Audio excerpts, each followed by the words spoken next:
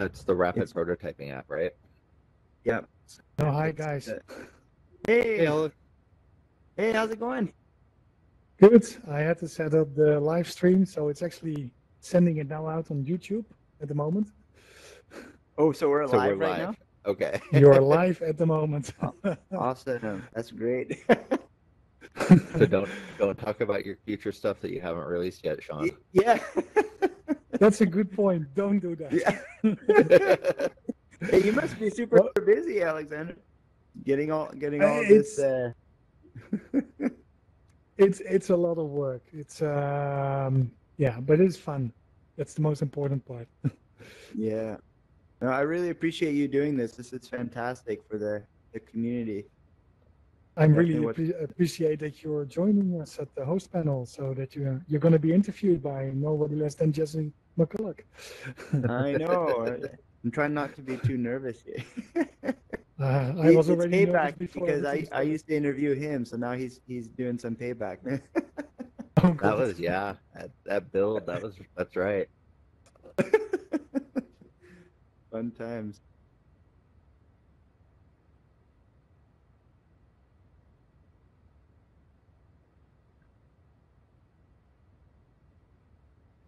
So, Got some people streaming in here. oh, Alex, cool. how have you been holding up with COVID and everything? Oh, it's not that easy. Even if you change your job, which make that very interesting. Uh-huh. But the role I currently have is more globally, which means I do a lot of sessions online with Hmm. with my colleagues. And at home, actually in the Netherlands, we are really safe. It is bad that it's happening worldwide, but at our place, we yeah, Okay. everyone is well, so that's good. And at your place? That's great. That's great. Yeah. Over here, I think the cases keep rising and rising. Yeah, We're trying to yeah, get it slowed down, but people are not cooperating too much. yeah. I know. It's too bad. But that's good to hear that things in the Netherlands are not looking too bad though. No, that's also good news. And let me check. You guys are already maximized on volume, I think. No, not yet.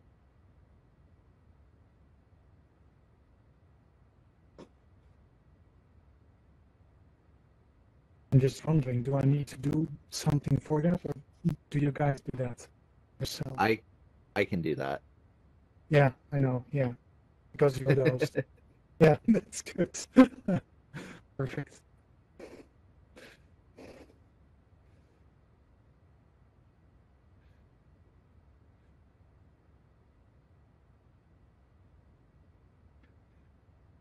That's the thing I miss in here. Where's the clock? What is the time? It's I was just 10:51. asking If you that to look by your Jesse. I little guess it's on the menu. if you look by your little AltSpace No, icon. at 10:48, so it will take some time before everybody is here. And I think some of the people will actually join on YouTube. Okay. So just Yeah, just Alex, did you make the same mistake as me where you looked on your wrist for the time? yeah, I was doing like something like this. Yeah. I'm like, what's the time? Always great fun. Guys, if you want to start, just start. So don't worry Yeah, let's about it. give people a couple more minutes and then we'll Yeah. get going.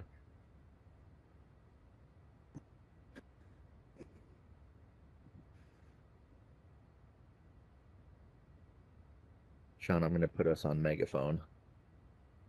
Awesome.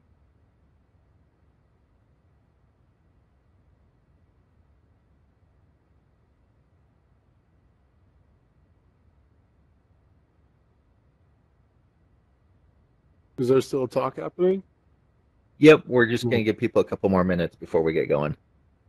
Okay, great.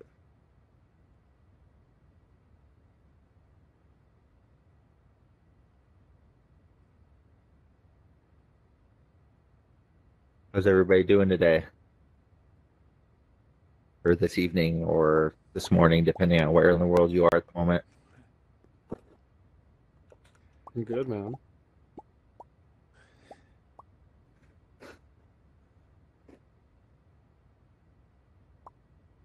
How are you See some. doing? I'm good. I'm about halfway through my day or coming up on it. So it's Okay. always a good day when I get to spend part of my workday in AltSpace. Yeah, that's right. See some familiar faces out in the audience. Yeah. I see Eustace is over in the hallway. Yeah, he's floating around doing strange things. I'm gonna check out. Roland's here. It's Hank. There's some Um, familiar voices.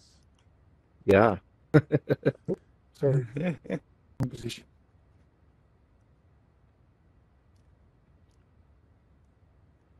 Feels like we're back in the UK, man. Yeah, Back a at lot of the same group. MR Dev Summit. That was a great time. Yeah. I can't believe that was It's only a like- year ago. Yeah. Alex, I was just remembering with Jesse about our Mario Kart, VR Mario Kart trip.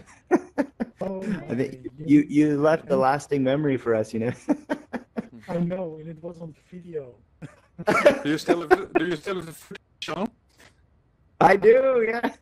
Yeah. Okay. No, Okay. So. but you can still use the footage when I'm not. Yeah, that's right. Hello, Oh, what a great time! Hey, Yus, how's it going? I'm doing fine, sir. I had a little bit of technical problems. One of my hands didn't show up, so I couldn't move forward. I was stuck Oh, in the okay. lobby. Oh,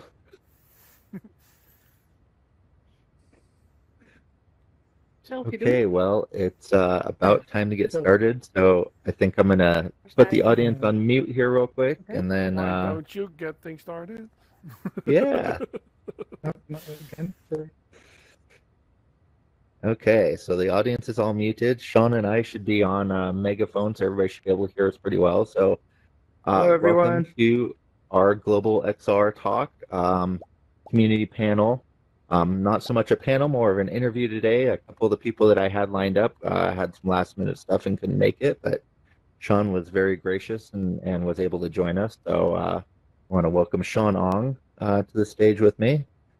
And for those of you who don't know me, my name is Jesse Mcculloch. I am with Microsoft on the mixed reality team. I'm a program manager with our developer ecosystem team, which means I get to do awesome things like come talk to all of our awesome mixed reality and augmented and VR developers out here.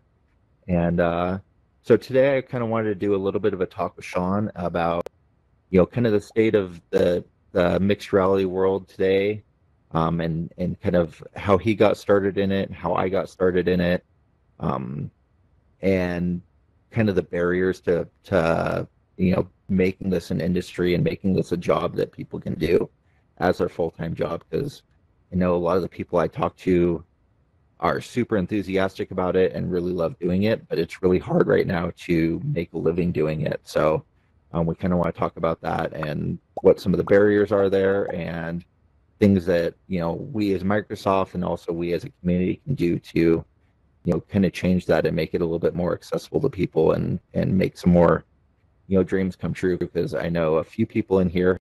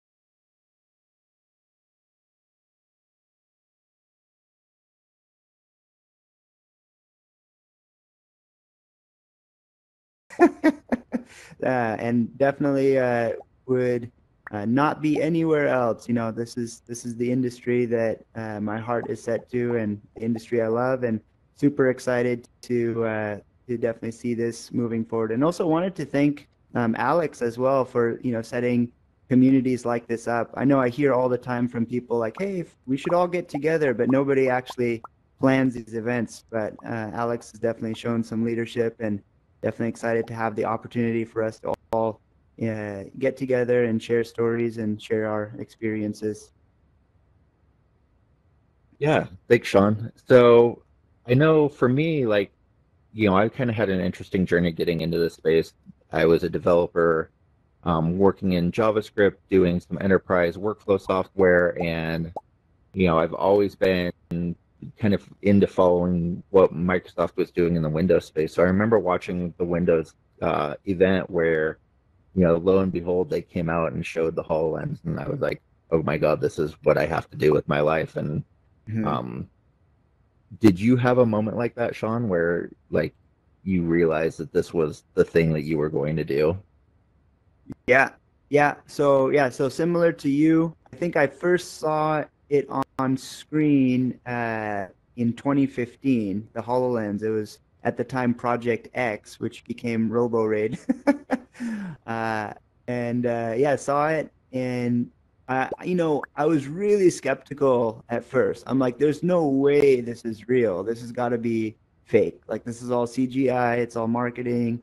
I just couldn't. It was so amazing that I could not actually believe that it was true.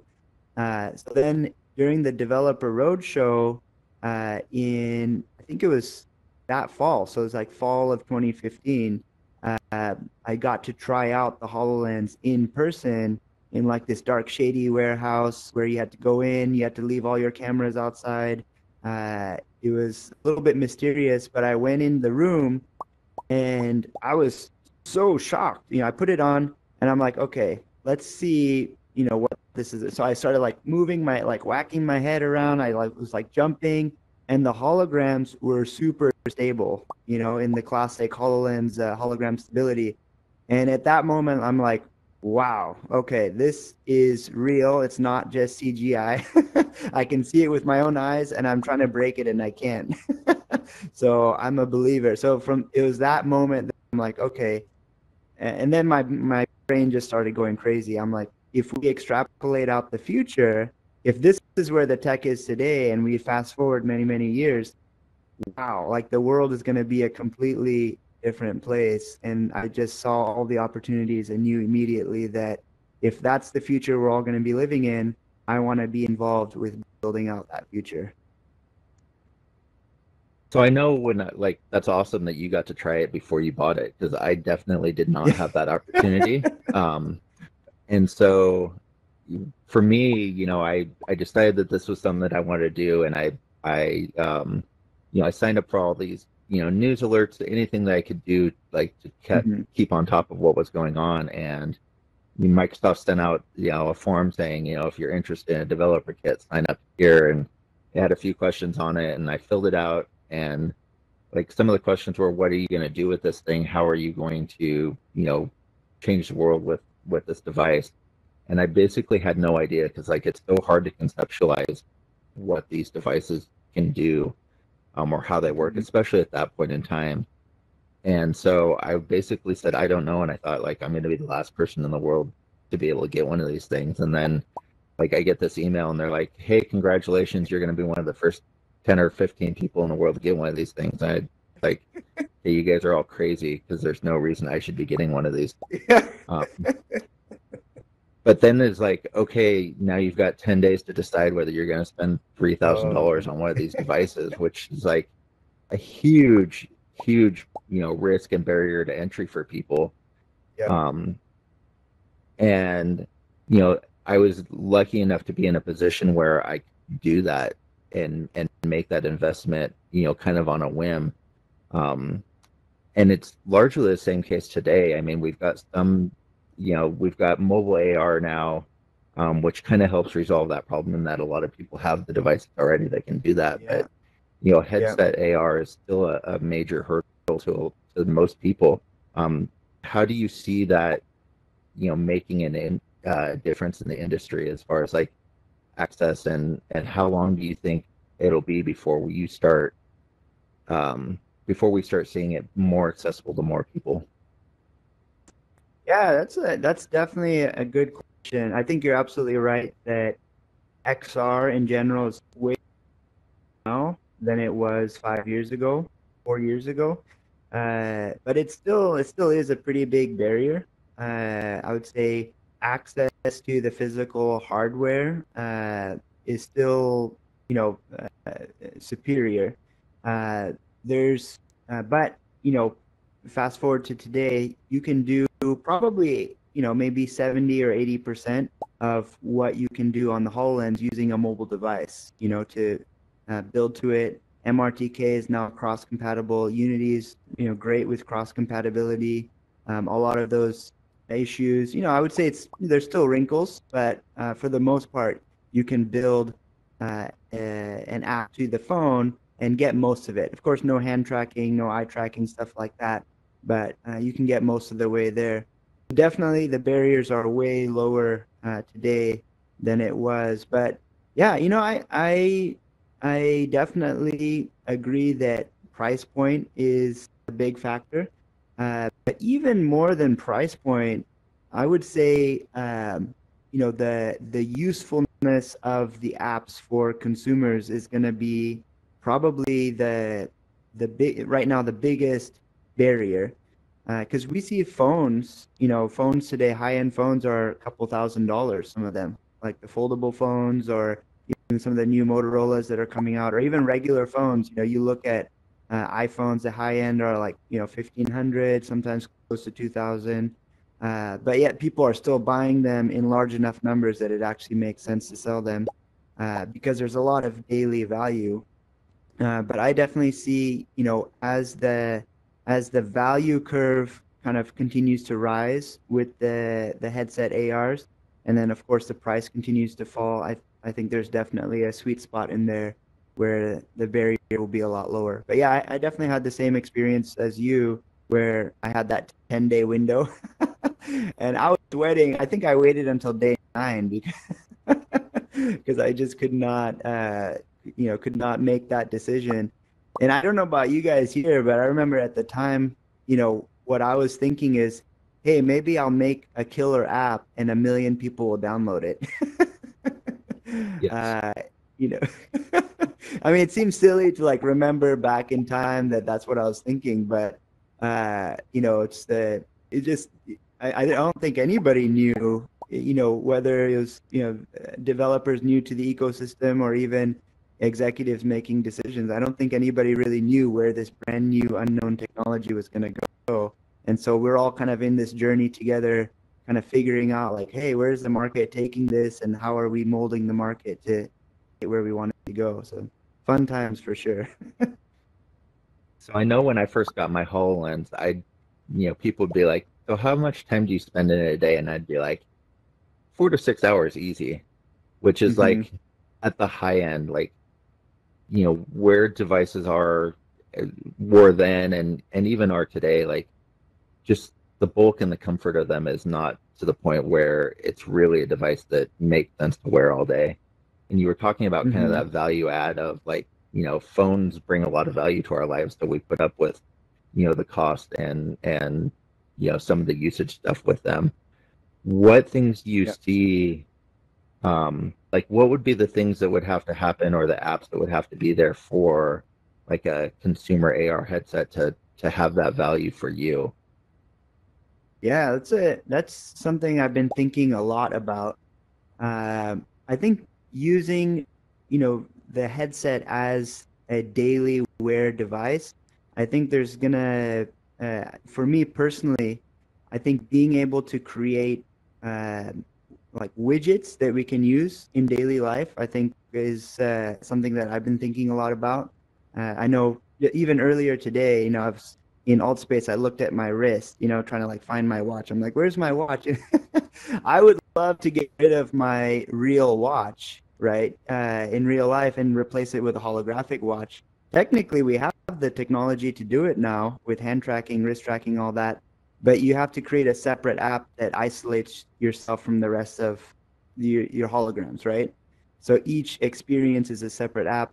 I think that when we see the ecosystem starting to be more, when we see it starting to converge, where we can have different apps interacting with each other, so you're not having to be isolated in single apps, then I can see that starting to become used as more like a daily life type of device, where it's like, hey, I bought a really nice watch from somebody. Hey, I bought a really super useful calendar app from somebody that I put on my fridge or that follows me, and all of these different kind of value adds to your life that are not all isolated in its own compartment, but can live in the shell maybe.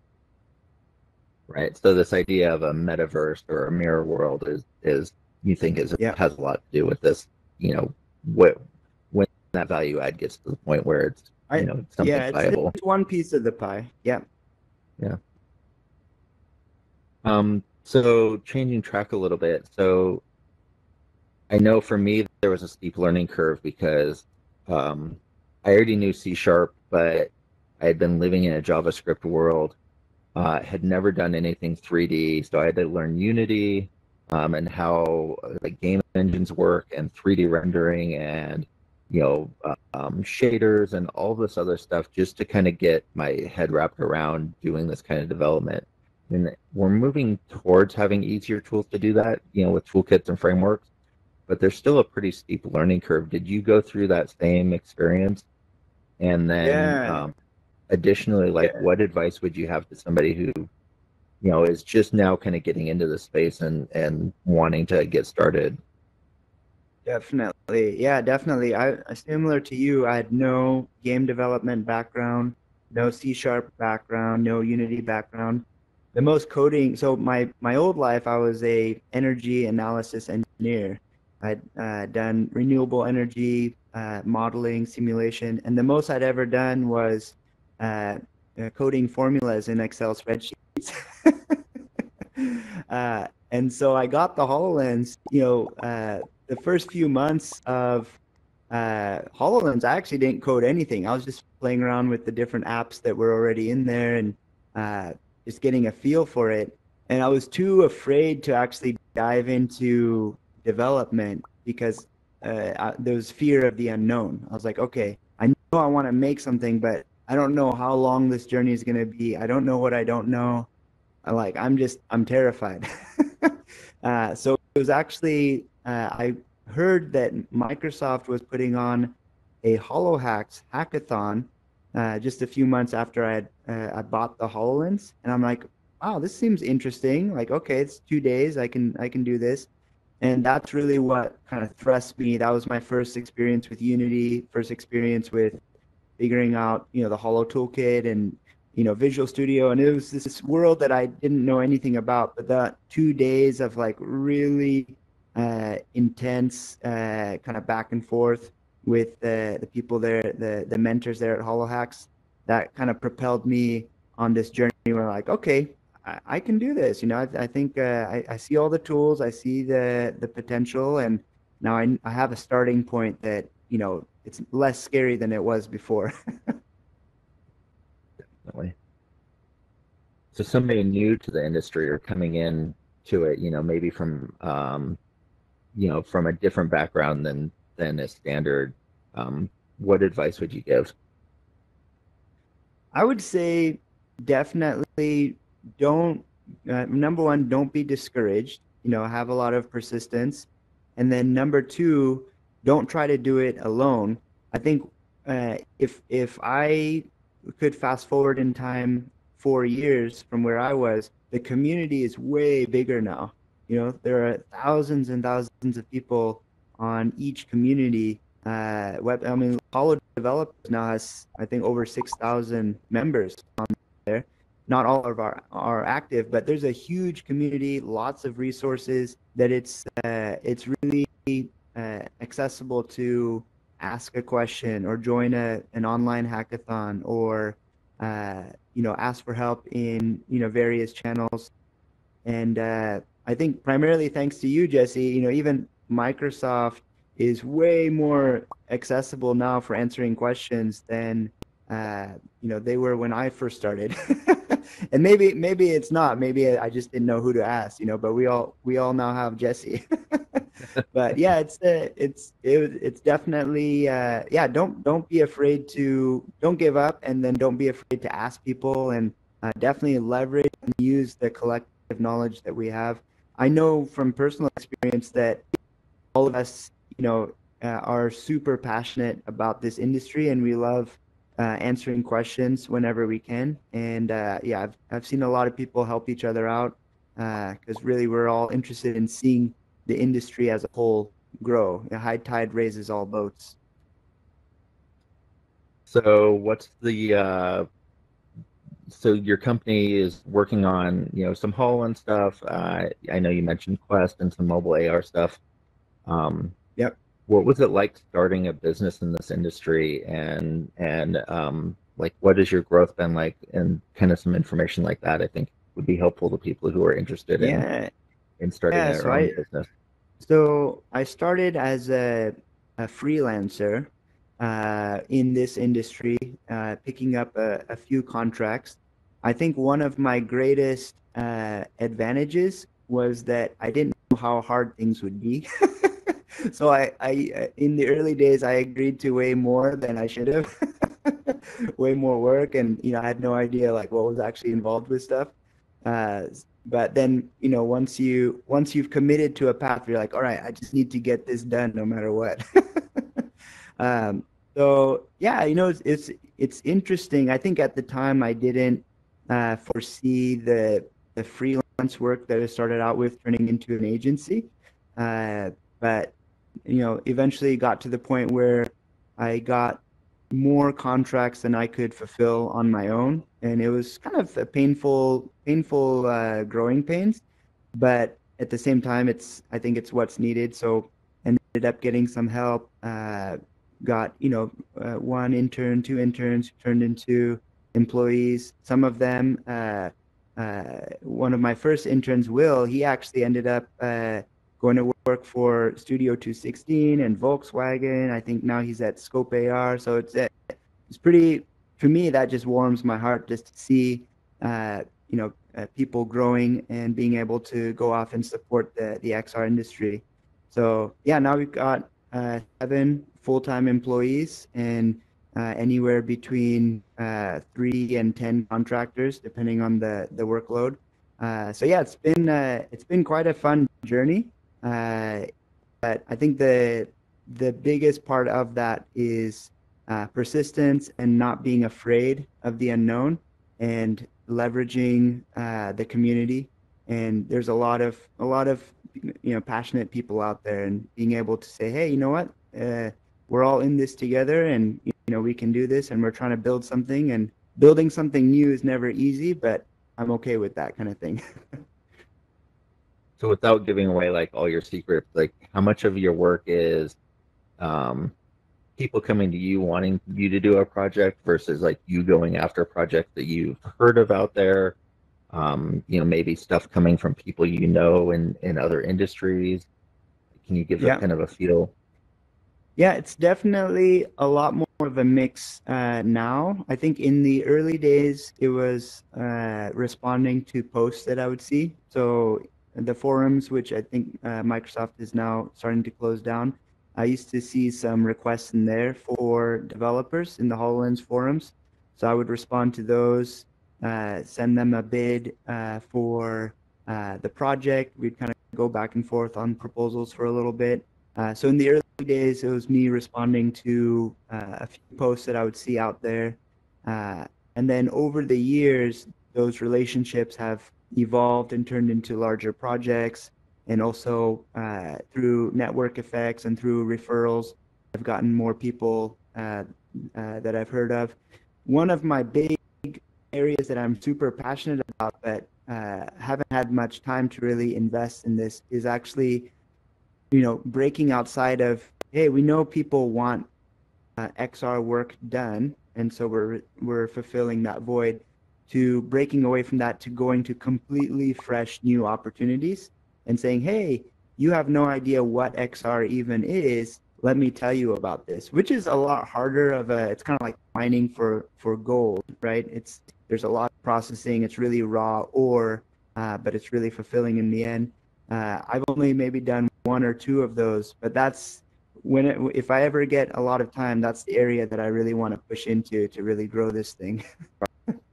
What's the outlook on you getting a lot of time anytime in the future? See, the problem is every time I hire somebody to free up my time, I get twice as busy. So I don't know how the math works on that. It's hard right now to talk about anything or discuss any subject without talking about the effect of COVID. And as an industry, I think we're in kind of a unique place in that like XR has the potential to help in so many ways, between Yeah. remote collaboration and helping people remain socially distant. Yet at the same time, it's fundamentally changing the way we've been working. Yeah. What are the effects that you've seen, both on the industry and then also specifically on your business? Yeah, so it's interesting because we started out as just primarily remote work. My first few contracts that I fulfilled were not even US based. They were Dubai, which you helped me with a little bit, Jesse, getting all those HoloLenses, and Shanghai, and all over the world. Parts of India did contracts for them. So it's all remote work. And then even after that, as I got some contractors, they were, for the most part, it was predominantly remote work. And if there was somebody local, I didn't have them come over to my house. We'd go meet up at a library maybe once a week or once every other week. And then later, maybe about a year and a half ago, started to converge in meeting a little bit more physically, whether in an office or a small conference room.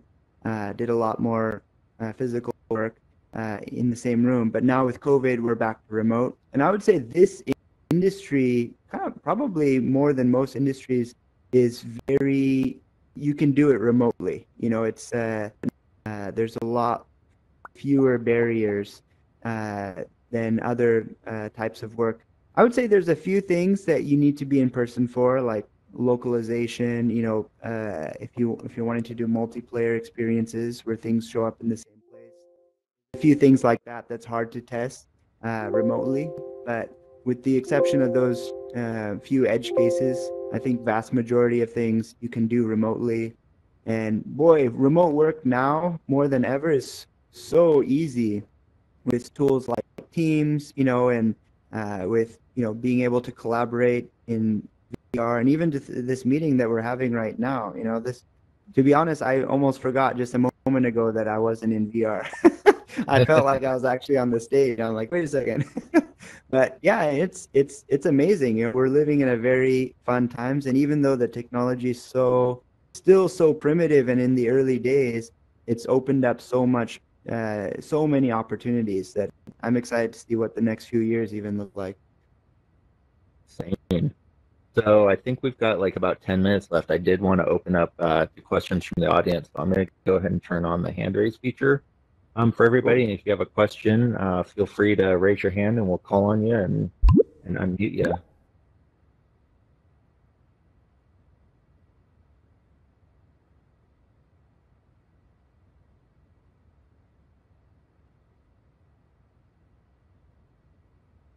No questions yet.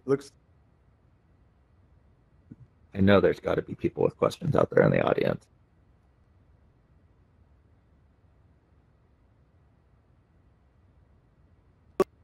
No question. I see somebody raising their controller. Oh, there we go. Somebody back there. Down in your lower right corner, everybody should see a raise hand feature, and that will get you into the question queue, unmute you and everything. I think in the back, I saw somebody had their hand raised. Yeah. Do you see that, Jesse? Yeah, see if I can unmute through the regular panel.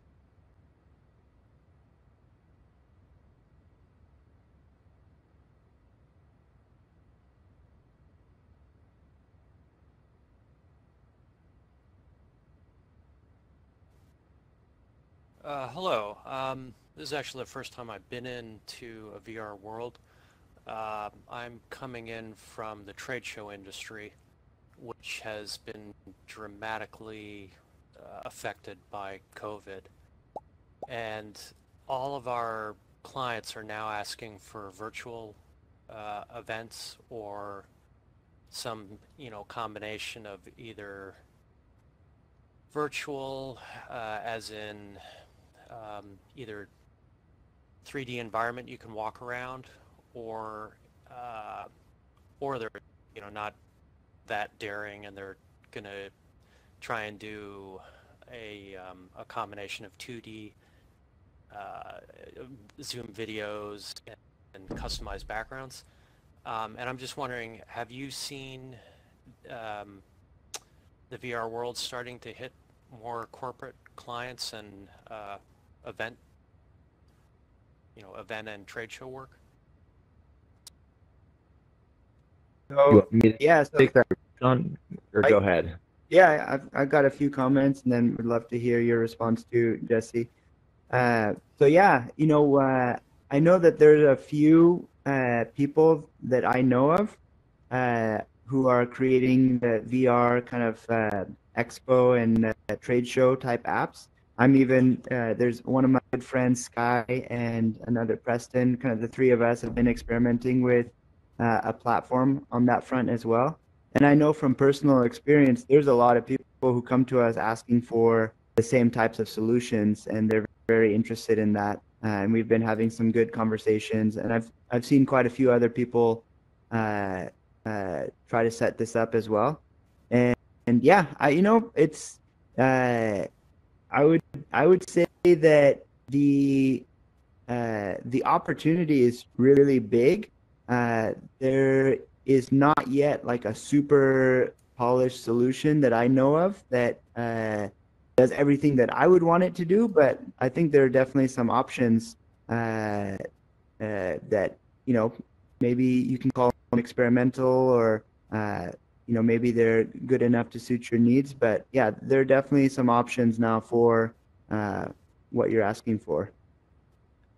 Yeah, I would just add to that, like, we've seen a massive amount of people who want this kind of a feature or this kind of a platform. We had our mixed reality dev days back in May here in AltSpace, and as the primary organizer of that, there was a lot of ambition that we had, and a lot of it right now is just trying to figure out what does and doesn't work. We've seen, AltSpace is a property owned by Microsoft and run on our mixed reality team, and we've seen massive influx of people who are looking to do this kind of stuff. And it's really just a matter of like, how fast can we iterate and add new features to kind of support these things that we weren't originally planning on doing. AltSpace has very much been a social VR platform, and it's great for doing stuff like this. There's other stuff that it's not so great at that we're now kind of asking it to do. So I think there's a lot of companies out there who are working on this problem, and nobody, like Sean said, nobody's really got the key mixture yet to where they're a front runner. And I think there's a lot of space, for somebody to come in and come up with a solution. There's just a lot of all the most difficult problems with computing, show up in the same stuff, here, trying to have scalability so that, when you talk about some of the real massive trade shows, you look at, CES, which takes over all of, Las Vegas for a week, and you're talking tens of thousands of people. Like, that kind of scalability is just kind of a massive problem. And even smaller trade shows, you're still talking about a couple of thousand people. So, working through how do you do that in a computing platform, and then add, 3D graphics and rendering and all that on top of it, kind of exponentially makes the problems a little bit more difficult. So, I think as we move forward, we'll see people who are solving those issues. But it'll take a little bit of time, and in the meantime, we've kind of got to make do with what's out there, and just kind of change our expectations of what these events will be like. I know with Mixed Reality Dev Days, my intention was to recreate a physical conference in AltSpace, and that's really like seemed like a really good idea initially, and then as we started going through it, it like doesn't take advantage of any of the awesome things that you can do with virtual reality and augmented reality. So I think kind of looking at that as well and being like, okay, what really makes sense to do in augmented reality versus on a Teams call or a Zoom call, and kind of making sure we're using the right platform and the right medium at any given time is also an important part of that. I saw one other hand raised. So. Yeah, we've actually got somebody, Diego. I'm gonna megaphone. And Diego should have access now. Diego? I think he's in the back there, but.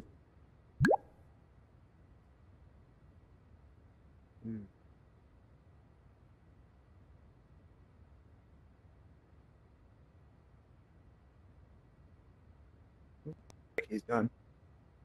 Okay. Do anybody else have questions?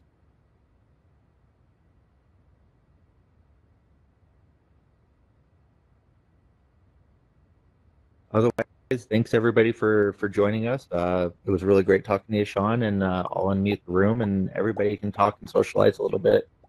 And thanks everybody for joining us today. Thanks so much, Jesse.